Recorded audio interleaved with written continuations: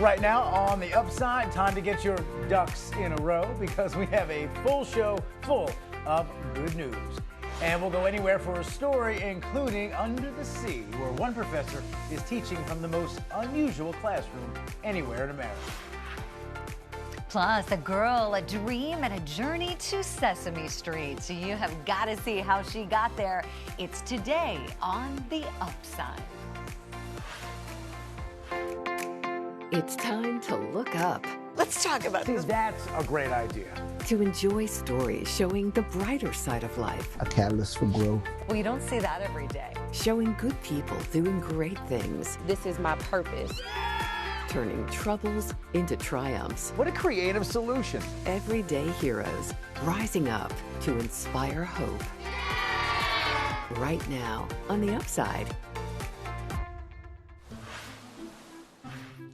Hello, everybody. Well, this is kind of like a scene right out of a children's book, Make Room for Duckling, which I know well with a 3-year-old at home. But instead of Boston, yeah, this is the great city of Paris. And Mama Duck got a little help from some good folks there to guide the family to a safer spot. It's so funny. I really did think of that book, which I've read more times than I care to remember, Make Way for a Duckling. Aww. And in real life, you're seeing it play out there. And whoever that woman is doing... She's like protecting them, isn't she? That's right. She's like the bodyguard for the ducks. Yeah, she's like a flight attendant for the ducks. them. Yeah, That's yeah, this way. We got this way. Yeah, she's good. Yeah. Oh, that was so cute. Oh, mama and her baby ducklings. Oh, that's sweet. There we go. Nice way to start the show. Thanks for hanging with us. We start, as we like to do here, stories from the very top of our feed, and we begin today with a lesson being taught from one of the most unusual classrooms on Earth. It's 30 feet under the sea, and the man leading the lecture is Dr. Deep Sea, Joseph DiTore.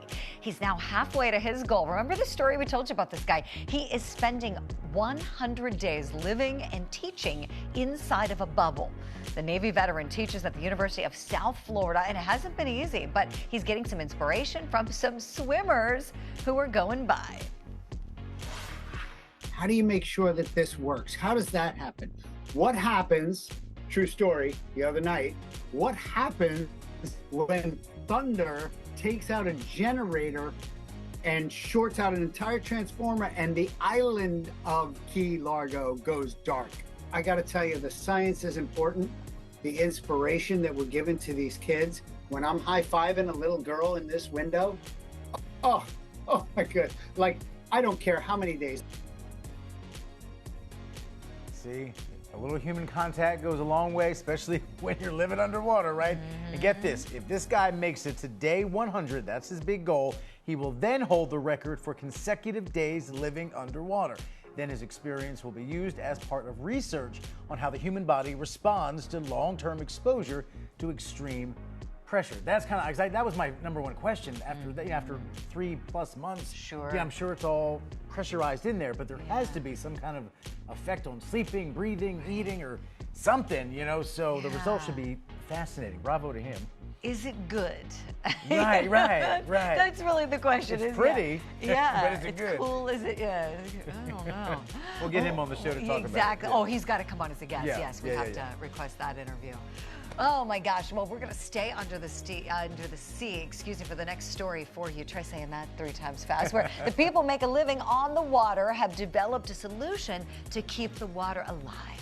A charter fisherman off the coast of Tampa saw there were some dead zones, which are essentially, desert areas under the water that they can't sustain sea life. So he developed a way to create artificial reefs using recycled materials like concrete, even steel. And it's not rocket science. You put something there, shortly after, marine life comes to it. So the best way to put it is an oasis in the middle of the desert. And they're still waiting on final approval from the state of Florida to get started under the sea. In the meantime, he's collecting some flawed construction materials from companies who say they'd rather donate them than throw them away. And you hear about all the damage to the natural coral reefs, so this guy can figure out a way to do artificial ones that help sustain life. That's not like that would go a long way. Yes. And see, those last 2 stories, proof of that Some of the most interesting people in America live in Florida. Florida never disappoints. It's a great source of news. Fascinating state. This is true. Lots going on. Yeah. So. Well, in the words of the late, great Whitney Houston, the one and only, we do believe here, like most people do, the children are indeed the future. Most certainly. And so we're celebrating the people who are teaching them so well. And that includes the National Teacher of the Year, Rebecca Peterson.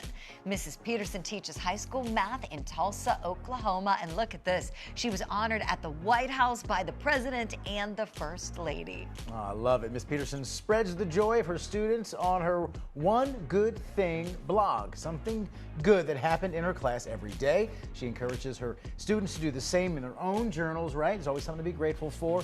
And we have a link to that blog on our Facebook page, so you can check it out there. I love that. Oh, the One Good Thing blog. That's awesome. Yep. To help the students look at the upside of what's going on in their lives. Yeah. Well played. Brought it Well back played. to the show, the new show title. So if you haven't heard, we're no longer Afternoon Focus. That's right. There we are. There we are. Yeah. We like it. We like it. But that's cool. You know, a teacher with a blog, right? You know, we didn't grow up with blogs, right? No. We grew up with great teachers, but now, like, the blogging, I mean, anybody can access that and, you know, add to it, you know, maybe enhance some of the ideas these students are putting forth there. That's good stuff. Find some inspiration. Sounds like kind of what Oprah talks about, a gratitude journal. Yes. You know what I mean? Every day, I'm grateful tonight. There's always some good to be found. So, This is true. you know, I think that kind of gets the point across. So, well done, and congrats to that amazing teacher there. What a day she had there at the White House. Oh my gosh, Awesome. right? With that, we move to a piece of movie history that will have you humming Staying Alive for the rest of the day. Oh yes, the leisure suit that John Travolta wore in Saturday Night Fever just sold for more than $250,000. Best Oscar nomination he got for his role in the iconic movie. He ran 2 miles and danced for 3 hours a day in order to get in shape for the role, even dropping 20 pounds to play that role. Wow, impressive. Yeah. And just so we're not, I'm sure people have heard this before, if you're in a situation where you have to do CPR on somebody, they say do those chest compressions to the beat of Staying Alive. Oh, and that's how you and play that song in your head. I know Oh that's a my weird turn, gosh. but every time I hear that song, Right. that's what I think of now. That's what the CPR folks tell you to do. Keep the beat to that song as you're doing compression. makes So sense. not only a great song could save a life. There you go. Saturday Night Live, Saturday Night Fever accomplished a lot. There we go. Well, time to bring you a few quick stories that are just fun to know. One of our favorite segments here on the show. Just some cool stuff for your brain. And today we start by celebrating the birthdays of 2 actors who helped create one of the most gut-wrenching scenes in an all-time classic. Al Pacino and Talia Shire are both getting some cake today. You know how they were cast in The Godfather together and to play brother and sister. Pacino turns 83 today while Shire celebrates her 77th trip around the sun. One of the greatest movies ever made, Godfather 2. I mean, the whole Birthday to series, them. but love it. man. Oh my God, love both of them. And here's some really good stuff. Really, some of this I didn't know. It's No, amazing. me neither. Fun to know that she is the real-life sister of Godfather director Francis Ford Coppola. Well, she got an Oscar nom for her part in The Godfather, and that makes her the only person to ever be nominated for an Oscar for a role their sibling directed them in. Had Interesting. no idea. Didn't know that either. Amazing. Now, if you're a fan of our show, you know how we like to pull these threads all the way through. We find someone that we like, and everyone loves The Godfather, so why not? Also fun to know that Shire and Coppola are aunt and uncle to actor Nicolas Cage. Didn't See? know that either. Even Right. Hollywood's a small world. Right? Yeah. And he purposefully changed his name, right? You know, so we know it has Cage, but he wanted to apparently get out from underneath his famous uncle's shadow. And he did, though, beg him for a role to be in the 3rd Godfather film, but we know that part went to Andy Garcia, of course. Instead, Cage took the leading role in Wild at Heart, and Cage and Coppola did end up working together on a few movies, including Peggy Sue Got Married. Oh, that was a Kathleen Turner classic, if I remember correctly, right? I think hate she to was admit it, but Peggy I've Sue. never seen it. I know it's a famous film. I'm embarrassed. okay. It's I've seen all the Godfather films so many That's times. all that though. matters. Oh, my That's, God. trust me, in the canon Right. of movies, you picked the right one. Yeah. you saw The Godfather. You're good. Well, happy birthday, Mr. Pacino. Happy Right. birthday, and Talia. Yeah. Absolutely. Oh.